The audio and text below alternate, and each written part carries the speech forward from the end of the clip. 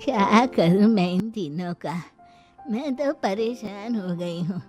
जा जाकर उठा उसे और रेशमा से मैं बात करती हूँ। सविता सीधा मनीषा के कमरे में जाती है और उससे कहती है, महारानी जल्दी उठो, सूरज सर पर आ गया है। भाभी थोड़ी देर और सोने दो ना, मैं रात को लेट सोई थी। वो क्या है ना, यूनिट टेस्ट चल रहे हैं। शराफत से उठती है या नहीं, या फिर पानी की भरी बाल्टी डालूं तेरे ऊपर।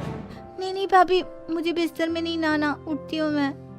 मनीषा जल्दी से उठकर बाथरूम में चली जाती है। सभी आराम से बैठकर नाश्ता कर रहे होते कि तभी रेशमा बाजार से हाथ में सामान लिए आ जाती है।